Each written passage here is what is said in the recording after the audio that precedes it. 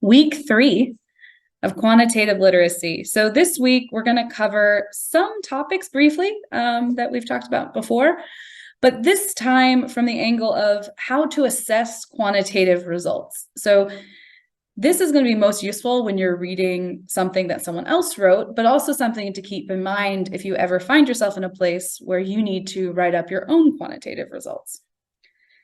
And when I was putting the seminar together, I realized that this was never a skill I was taught at one time.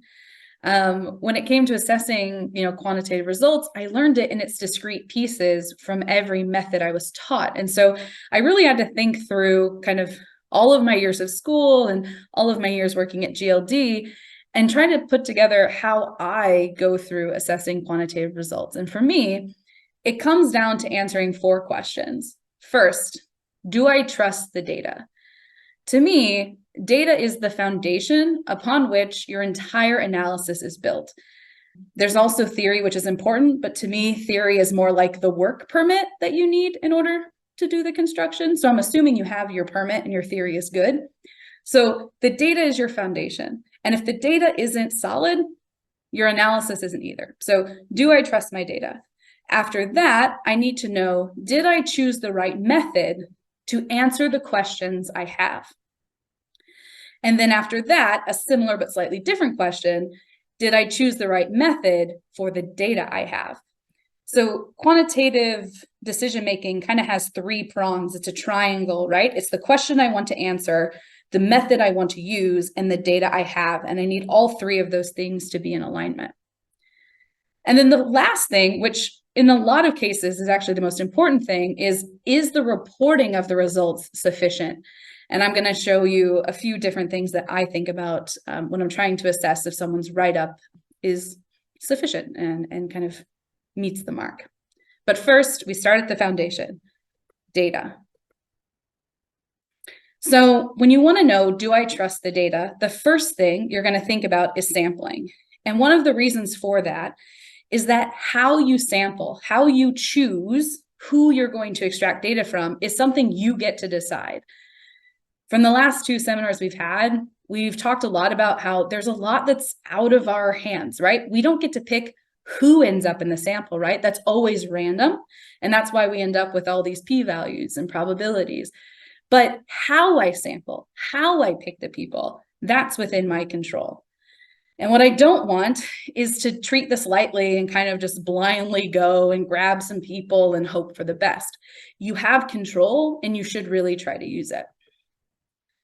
But one of the things that I want you to know is that sampling, how to sample, is kind of a course in and of itself. It's an area of expertise. There are statisticians who spend their entire career just telling people how to take good samples. So if you're overwhelmed or daunted by this, if you have questions, that's a good thing because it means you understand how big this problem is. But the main idea I want you to remember is that every sample is a representation of some population, because that's where it came from, right? You took it from somewhere. The issue is it a representation of the population that you have a question about? And what can end up happening is you're trying to say, okay, I have this sample and I have this population and I think they're kind of the same. And if you're a really kind of sneaky person, you do what this kid does. You take off the lid, you throw it in, and you say, it's fine. It's fine. So we don't want to do that. And while you may not have time to take courses on, sampling design or to read lots of books, there are some guiding questions you can ask yourself to see if someone gave you enough information to trust their sample or not. So the first thing is, what is the population of interest? What population does the researcher have a question about? And this might sound simple, that it should have a very quick and obvious answer. And I can tell you it almost never does. It's always a little bit harder than you think. It's also possible that after you do your sampling, you find out that you actually sampled from a different population than you intended. This actually recently happened at GLD, where we thought that we were sampling all adults in a country. And because of the company we chose, we learned we actually were surveying from the younger portion of that population. And so we had to update what the population of interest actually was.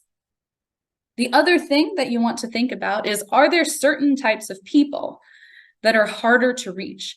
And there can be many reasons that a type of demographic of person is hard to reach. It could be just a geographic thing. People in rural areas with poorer roads are physically harder to reach. If you're doing a cell phone based survey, people without phones are impossible to reach. People with low access to electricity, also harder to reach on a cell phone, even if they have one. So that's something that whenever you're reading someone's analysis, think about their population, and if there are any people you might be concerned might end up being left out.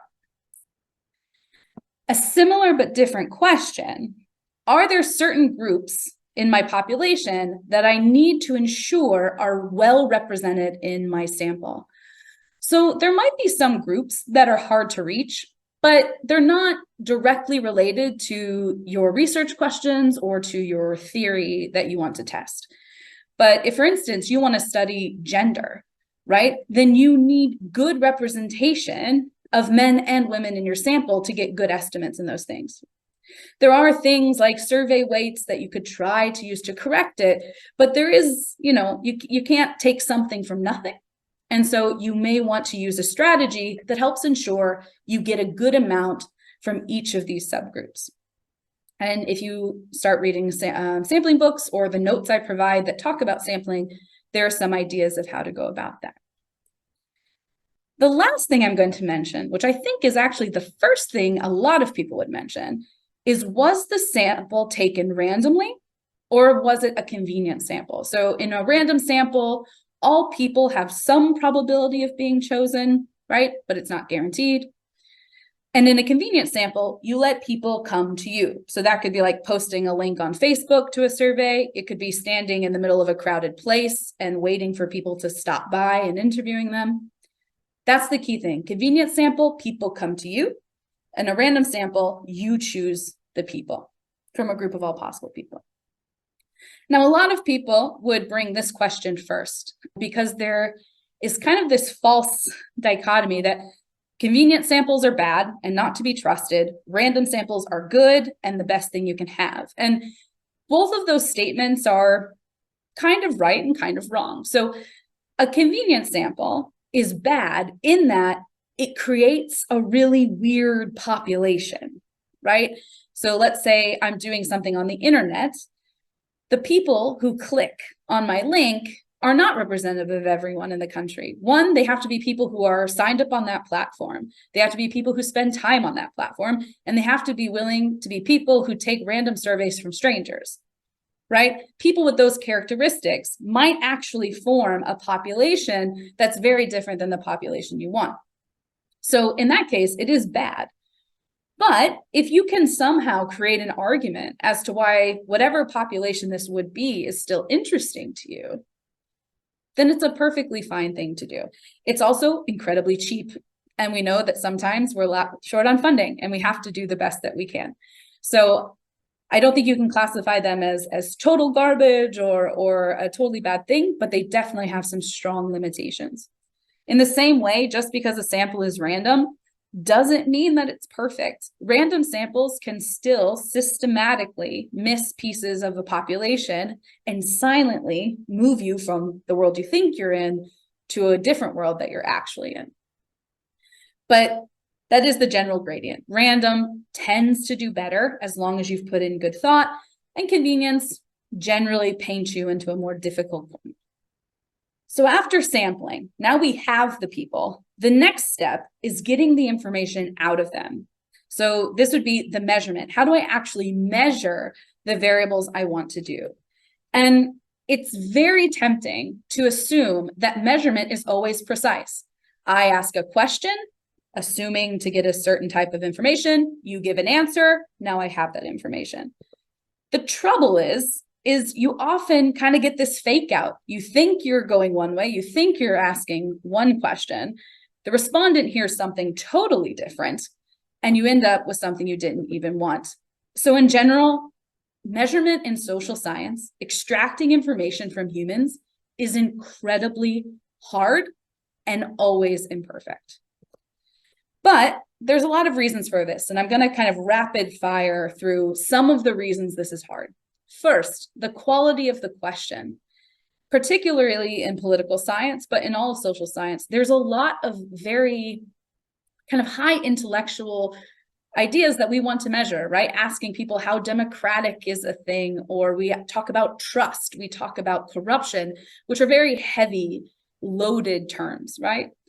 There's also, the structure of the sentence. How long is the sentence? That can all affect what the respondent hears, how well they can pay attention, or, if they get really mad. But then to double down on question wording being a problem, we have the issue of translation, right? Often we write the first version of the survey in our own language, and then we translate it into 1, 2, 3, 4, 100 other languages for the survey to actually be taken. And of course, if I have a perfectly worded question in my first language, and then I have a crappy translation, it's still not going to work. If you're in a situation where the survey is being administered by an enumerator, right? So it's not on the web, you have enumerator effects. Maybe who the enumerator is affecting the answers the respondent gives. This could be for a lot of reasons. They might just not trust that person, right? They may not have a good rapport. There might just be, we've all met someone that we didn't jive with. That could be part of the problem. There could be an ethnic divide. There could be a religious or a gender issue at hand. Or it could be that they don't trust them because they think they were sent by the government or a political party, even though we always tell them they're not. If the respondent has that fear, it might affect the answers they give, depending on the questions we ask. There's also this problem of social desirability bias. So in social science, we are constantly talking about highly sensitive issues. What political party do you support? We talk about co-ethnic voting or ethnic group favoritism. We talk about education levels and wealth levels, highly personal, highly sensitive topics. And it's very possible that a person will say what they think they should say, what they think we want to hear, as opposed to the truth. Another problem with social science is a lot of the things we want to know are things that cannot be directly observed. And in statistics, we call those latent variables. And so what we do is we say, okay, I really want to know X, right? Let's say someone's IQ level, but I can't just measure IQ, right? It's not like a blood test and I run it. What I have to do is I have to take a bunch of little things that I can observe and put them together to try to infer, right, the value of this unobserved variable. So that would be like different questions on an IQ test, for example. So something else that can be a problem, a survey is usually not just one question, and it is very possible that a question asked early might trigger a different line of thinking, it might trigger a fear, it might trigger a memory that changes how the respondent answers to questions further down the line. The longer your survey gets, the more risky this can be to happen. There's also some funny things that can happen with experiments, but that's something else to keep in mind. So this is just a handful of things that can go not wrong, but that can cause some trouble in your measurement. But there are some things you can look for in a write-up to let you know if someone is being transparent about the quality of their measurements or not. So the first thing they should provide you is a full copy of the questionnaire, including translations. So that helps you get at things like these order effects, right? Social desirability bias, because you see the full wording of the questions. Obviously, the quality of the question wordings and the quality of the translation, if you can speak and read the translations. The other thing they should have is a description of the limitations of their measurements due to different types of bias. And this should always be there because no measurement is perfect. There is always some weakness, some gap that they have to address. So whether or not you perfectly understand why they're saying that is irrelevant, but there should be a footnote or some sentence somewhere where they address some sort of bias in their measurements. And if they are using these latent variables, particularly if those latent variables are like the heart of their analysis, they should have something called a validation analysis of those latent variables. Those are almost always just thrown into the appendix. There'll be some footnote that says, we validated them. Go check it out. it's a good thing to have. If they don't have it, it's a fair place to kind of push back and say, well, how do you know that these things you observed are really measuring the thing that you did not observe? Okay, so that's measurement, right? What we think we have might not be what we intended to have, and so we need to be honest about that. The last thing has to do with manipulation of data. So we typically go out, we collect a bunch of data, and before we analyze it, we tend to change it a little bit. Sometimes we just throw out observations for a variety of reasons. Sometimes we rearrange the levels of a variable. We create new variables from our old variables. And the big point here is we don't want to be sneaky about it. All right, this is what we're looking for in this one. Don't be sneaky. So some good reasons that someone might have to eliminate data. We talked about outliers and how outliers can have a really big impact on our analysis results. If the outliers don't have intrinsic meaning, particularly relative to the questions you're asking, it's totally reasonable to throw them away. Data transformations, we talked about this. Sometimes we'll take a variable that has 4 scales, right? Say like a Likert scale, strongly disagree, disagree, agree, strongly agree, and we'll make that binary. We'll put the agrees together and the disagrees together. That would be a data transformation. That can be a very valid thing to do. Sometimes people are only going to analyze subsets of their data. So maybe you sampled from 4 cities, and for some reason, you only want to analyze 3 of those cities. Now, a gut reaction to hearing that someone has cut out pieces of their data can be, this is not okay, you can't do that, it's a deal breaker. But I don't think that is the approach we should take. Instead, what we should do is set a really high standard for the details. Fine, you didn't use all of the data you collected, that's not a problem. I need you to tell me why. I need you to justify why you decided not to do that. There's also something called a robustness check that we talked about later that can also be really helpful here, and we'll come back to that in a bit. But in general, manipulating your data, not a deal breaker, but is something that you have to be transparent about, because it is a place where if one wanted to be a little sneaky, they definitely could. So that's my thought process when I go through, do I trust data? Okay, so let's assume we have a data set. It seems legit, the sampling looks good, measurement seems fair, manipulation is all recorded. Now, do I have the right method for the question I want to ask? And the problem with this step, or not the problem, but kind of the barrier to the step, is to really be able to do this, you do have to study quite a bit. But what I'm going to give you are some questions you can ask to kind of tell if you should do some deeper digging, right? Or if you should maybe reach out to someone who knows a little bit more about quantitative methods than you. So the first thing you should ask, are the hypotheses clearly specified? By hypotheses, I don't mean the research questions. So research questions tend to be large, overarching, sometimes fairly vague statements, as they need to be, right? They help ground the reader in kind of the space that we're thinking about. The hypotheses are the things we explicitly want to test, right? And we need to understand if we can find a good match between them. The next thing you want to do, and I think this is maybe to me the most important, is understand what is the main purpose of the analysis. Now, by purpose, I don't mean the question I want to answer. I don't mean the topic that I'm addressing.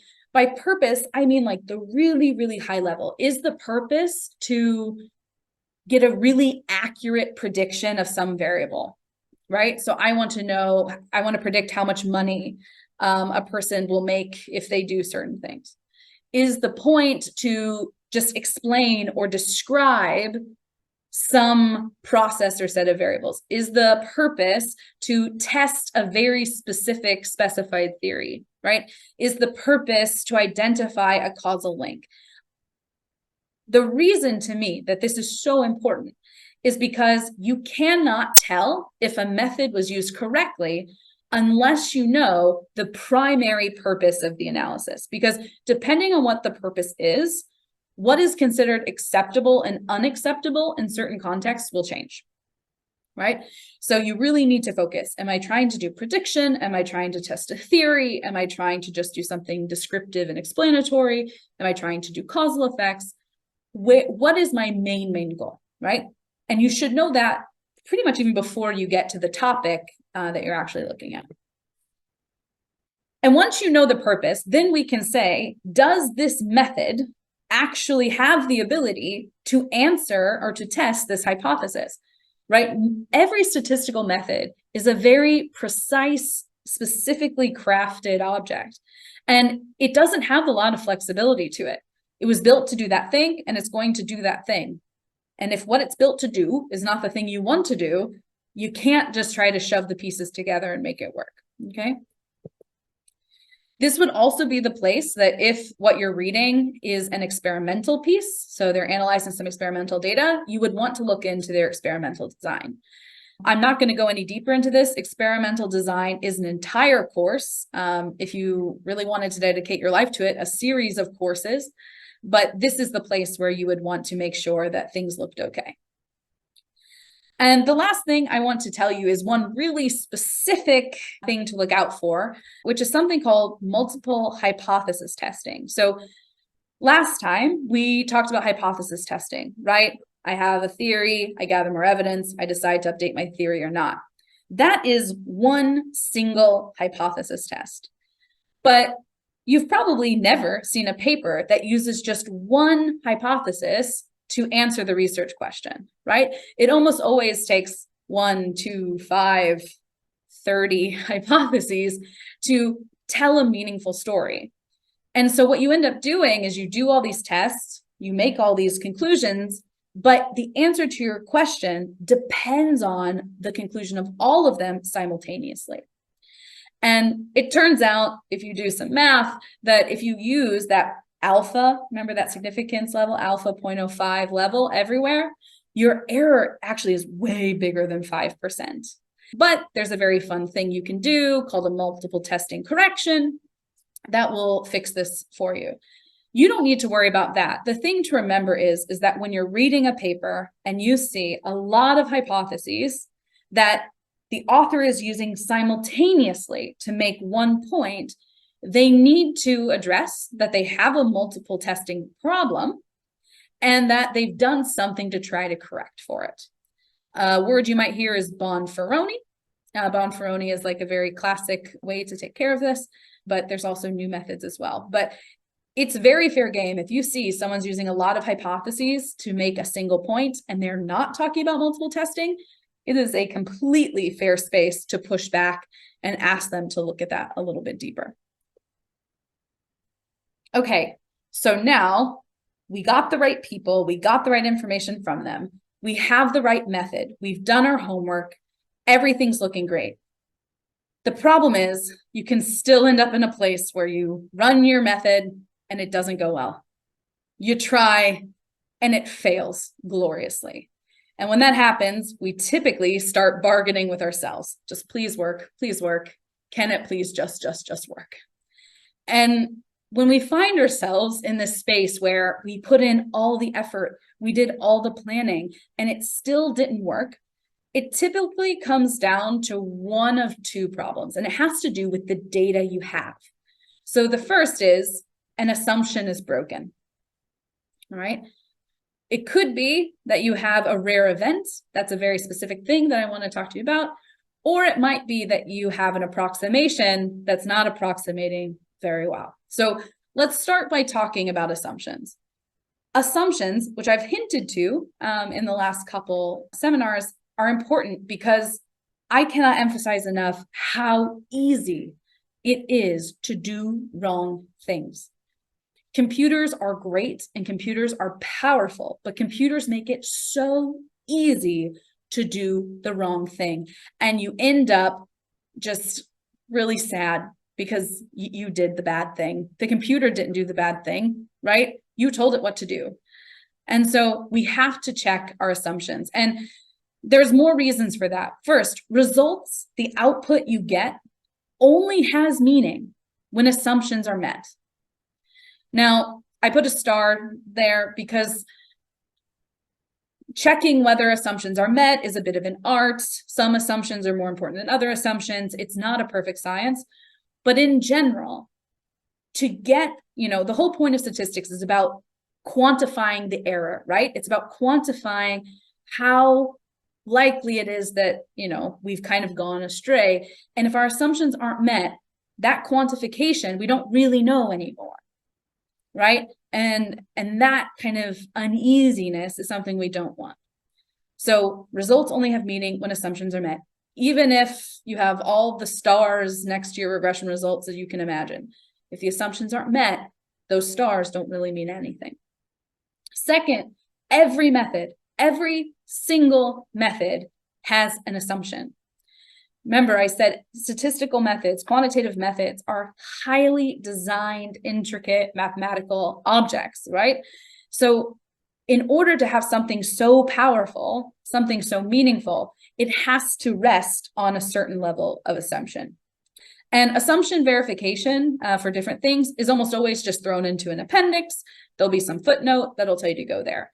So an important thing here, another subnote, is don't sleep on the appendix. Right? The appendix is really where a lot of this information of should I trust you, things about sampling, things about measurement, it's all going to end up in the appendix. So if you just look at the paper, you might be missing out on a lot of information that will affect how much you should trust what you're reading.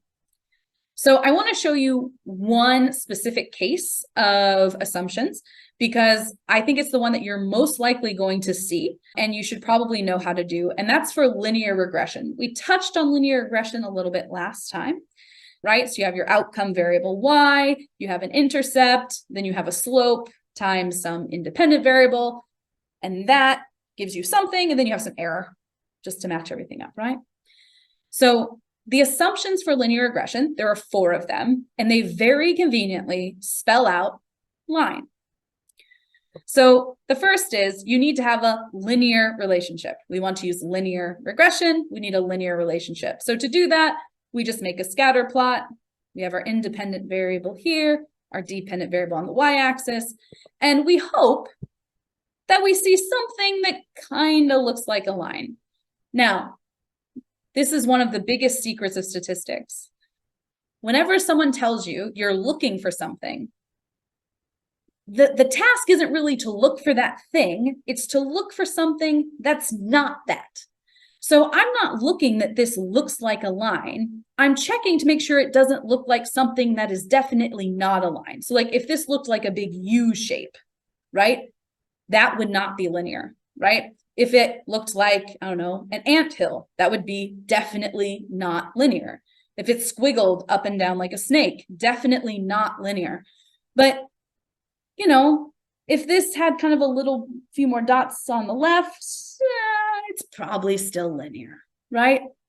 So anytime you're told to look for something, you're not really looking for it. You're just checking that it doesn't not look like that. We'll have another time to practice this in a minute. Okay, so linear relationship between your independent variables and your dependent variables. Fair enough. Part 2, independent observations. Now, whether or not the observations are independent should be completely covered when the author is talking about their sampling procedure. So they should just say it. There's no picture to look at. There's no test to perform. They just tell you or they don't tell you. If they don't give you enough information to determine that, then that's a really big problem and you can push back there. Oftentimes, observations are not independent. That's okay. But there are methods or additional things we can do to our regression to make them better. So if you do find that someone says, oh, my observations are not independent because they're clustered at the village level and people in the same village are very similar, that's okay, but they should talk about how they're then going to fix it. So in that case, they may say they cluster their errors, but there's a lot of things you can do if your data isn't independent, but oftentimes it is.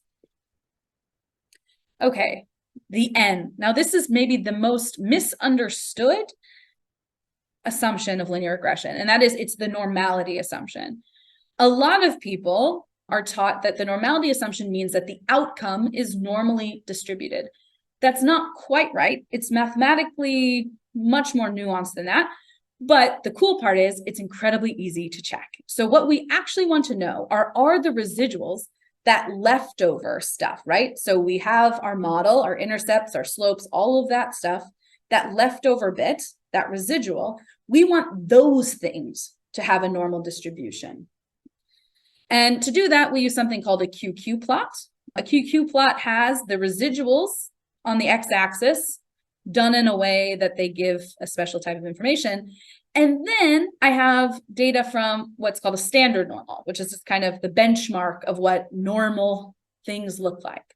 And I compare my residuals to something that is certainly normal, and I see if they're the same. If they're the same, they fall on this diagonal line. So if someone ever gives you a QQ plot, all you're looking for is, are these dots on that 45-degree line or not? If they fall on the line, then the distribution of the residuals is normal. If you have some really strong pattern in the residuals, let's say instead of kind of following the line here, you had this big C shape. I'll show you an example of this in a bit. Then we would say that's not normal. So this is another one of these cases. We're not checking, do the dots fall on the line? We're checking, do the dots systematically fall off of the line? And the way I have taught students in the past, it's kind of like the glance test, but it's like we did for graphs, but even shorter. So if you just like looked for a split second and you can't see a pattern, a really strong identifiable pattern, then it's not there. So this, I would say, normal enough. Now, here's another caveat that I want to share with you, which is sometimes if a person wants to test if a variable is normally distributed, don't worry about what that is, but it's a thing that comes up all the time.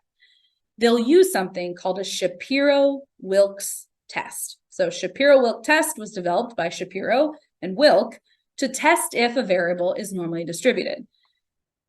That should never be used as the sole determiner of whether or not something is normally distributed. And that's because if you have more than about 30 observations, it will almost always tell you it's not normal.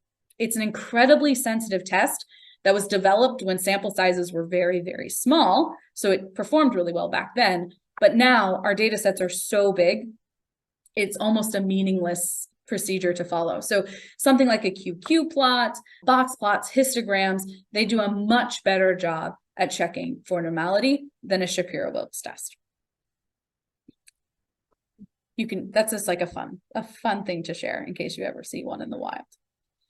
The last one, which is maybe the hardest one, I think, for people to wrap their heads around, is this idea of equal variances. And there's a very strong definition of what that means, but what's most important is how do I check it? And it's actually, again, a visual thing, and it's very easy to do. So I make another scatter plot with the fitted value. So the fitted value of a regression is our estimate of the intercept plus the estimate of the slope times the independent variable, right? So the model part, the part that's not the residual garbage at the end, that's our fitted value. So we plot the fitted value against that leftover garbage bit. And what we do is we want to make sure that there is no pattern within these dots. Okay, there's no pattern amongst the residuals. And here, there doesn't seem to be any pattern at all, right? They're just kind of all over the place. It's kind of like if someone just threw paint at the wall, nothing particularly meaningful. I'll show you in a second what it looks like when you do see a pattern. So let's take a look at some times when these assumptions aren't met. So here's a scatter plot of how many days after flowering a crop is harvested. And this is how much yield you get when you harvest. This is not a linear relationship, right?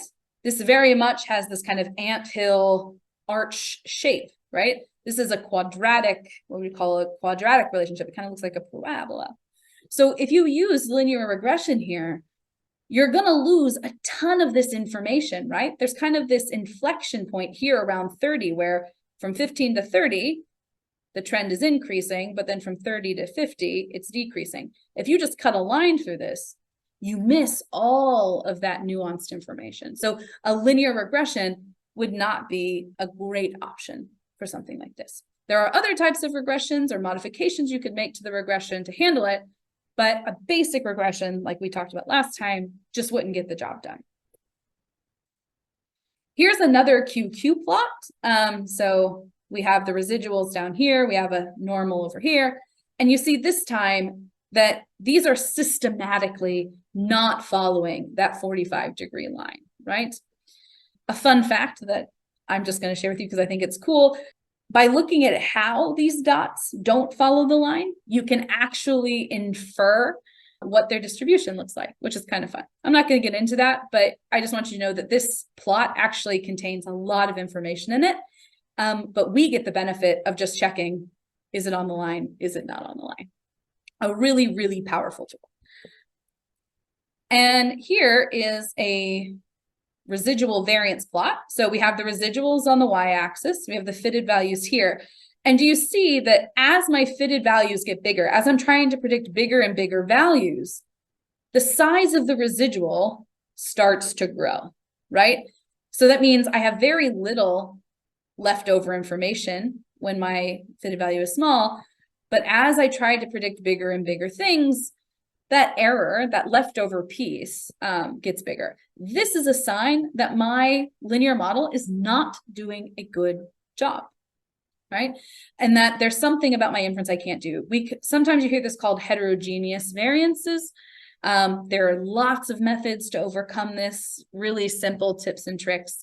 So if someone ever shows you, these are called diagnostic plots, these 3 scatter plots, they're called diagnostic plots. If someone ever shows you these, you can definitely say, okay, well, what have you done to address this, right? And after you address it, you should get a new set of diagnostic plots that show that you've actually fixed the problem. So another point to bring up here is this is linear regression, right? This is like the most popular tool we have at our disposal for quantitative methods. And the whole point of checking the assumptions is looking at pictures. Right? It's really heavily falling on the art side of the art and science, right? It's completely subjective, and it really just shows how hard this is. The other thing that's kind of very frustrating about the assumptions of linear regression is that these last 2, you can only check after you do the model, right? After you write the code, after you prepare the data, you actually don't even know if your method is the right method for your data until after you do it. There's a lot of other tests where you can check things before you even get started, but for regression, you kind of have to flop back and forth if your goal is to find the best fitting model. Oftentimes in social science, your goal is not to find the best fitting model, but just to test a specific model, in which case you might care less about what this looks like. This comes back to knowing the purpose of your analysis, because it can change how much you care about these assumptions. All right, so assumption checking. Okay, one other thing you can look out for that can sneak up on a person so fast is rare events. So if you're modeling things that either rarely happen, and in statistics, we typically say this means less than 10% of the time, or something that almost always happens, greater than 90% of the time, you need a specialized method in order to get meaningful results. So when you need to look out for this is if the outcome is binary. So if you're trying to predict the likelihood that someone votes in an election, if you're trying to predict the likelihood that someone worries that they will be cheated by someone from a different ethnic group, what have you, if it is this binary outcome, you need to make sure you don't have what's called a rare event problem, all right? And if you do, you should be using a method specifically designed for rare events. It's just like a small thing to keep an eye out for. It's not a very deep issue. A much bigger issue are approximations and robustness checks. So when you're picking quantitative methods, there is almost always like a mathematically optimal approach, right? Like the thing that we would do because it is mathematically best. However, often the mathematically best thing leaves people feeling like this, a little bit confused, a little bit questioning. They don't know how to interpret your results, right? It might be a little hard to follow along. And in that case, we have to make it easier. So oftentimes, while there is the best thing, there's a simpler approximation to the best thing. And if we use that, most of the time, it's good enough, right? It's a good enough thing. The problem is that's probably the case, okay? It might not be, right? Because at the end of the day, it's an approximation, and approximations can be good or they can be bad. And in order to check if an approximation is good or bad, we use something called a robustness check. And a robustness check just means making sure that our choices, so in this case, whether to use the mathematically best or maybe the most interpretable option, is not having a major impact on the results that we get. And this also comes back to, remember when we were talking about manipulating data, right? If I throw out all the outliers or if I only analyze a subset, right?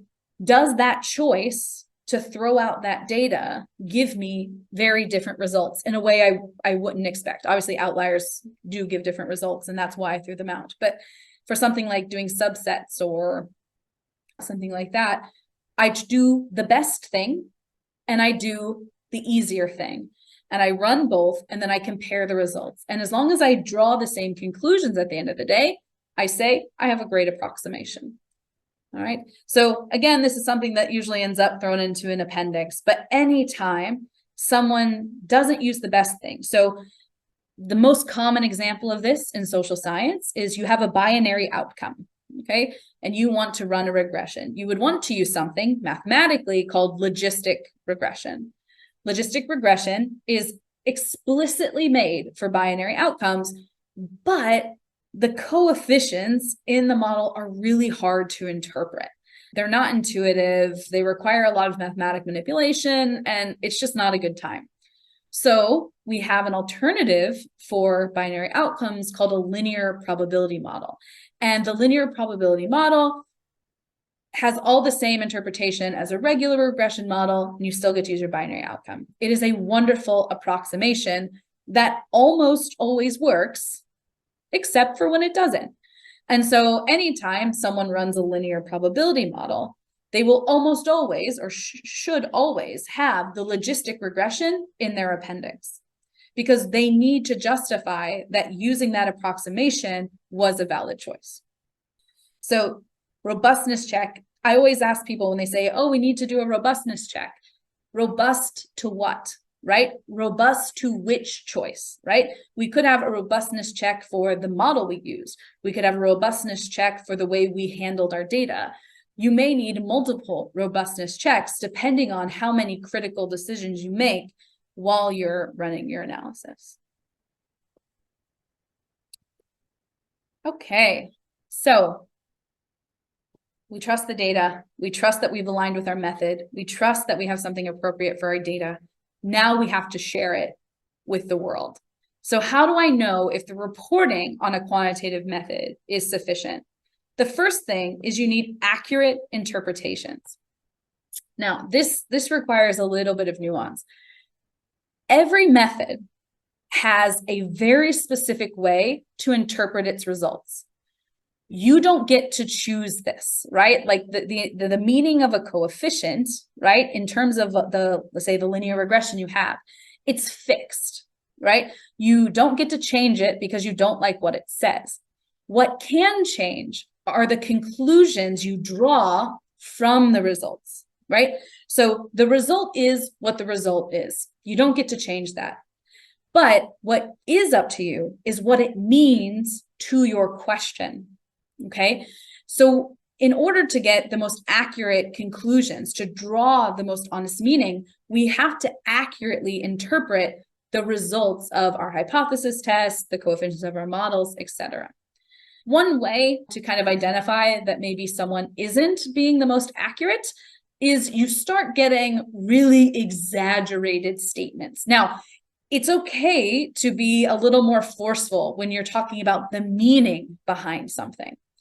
But if you're talking about what the data says, right? If you're talking about what the test shows, if it starts sounding too good to be true, a little suspicion might be healthy. It also might be that they have a crazy amount of evidence and it really is that good. But in general, especially in social science where everything is just so hard, we don't often get that clear of a signal, and the results tend to be more tempered. But the conclusion might be a little bit more on the persuasive side, which is totally fine.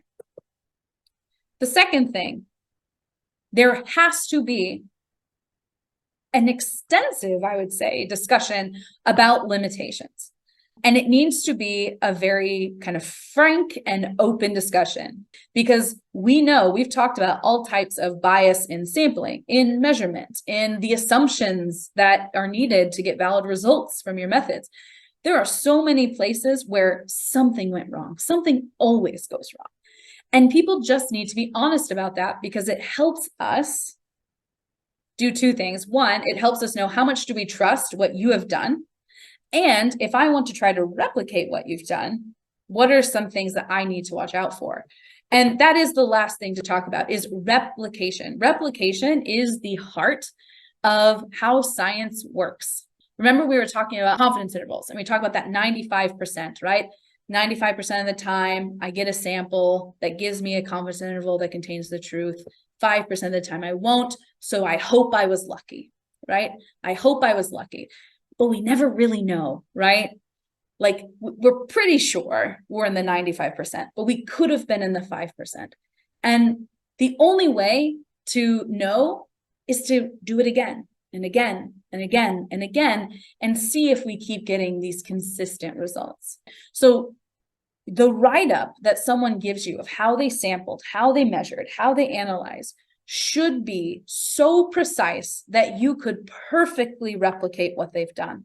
If at any point you would have to kind of use your imagination to fill in the gaps, then there's something lacking in that write-up. It really should be as precise as, a flight attendant telling you what to do in an emergency. And you've done this because you think it's important for people to know. You are trying to inspire them to think a new way, or to change, the theory, maybe add a variable or stop using a variable. You want to help them think the way you're thinking, and you need to do that by being very precise and as transparent as possible. So it's been 3 weeks of seminars. I want to thank you all for being here and sharing this time with me. And if you find yourself a little overwhelmed, just know the topics we've covered are generally, it's an entire degree. In social science, sometimes there's this deep pressure to become like a quantitative expert. And I think that's a really unfair burden to put on people. If there's something that really inspired you or that you found really exciting, I would say focus on being an expert at one thing. You want to be an expert at sampling, or you want to be an expert at experimental design or linear regression. There's no reason to feel you need to tackle the whole beast of quantitative methods while you're already committing so much of your life developing expertise in a field of social science. There are other people who you can collaborate with and who can help you along the way. And you can find and add on to your expertise in smaller, more manageable pieces. So it's okay if you feel this way, if you're a little overwhelmed. There's plenty of time to learn things, and there's plenty of people to talk to who are willing to help you, including me. So my email is down at the bottom. If you ever have a question, whether that's on something you're writing or if it's something that you read that you're just not sure what to think about, I'm more than happy to take a quick look and give you some feedback on something like that.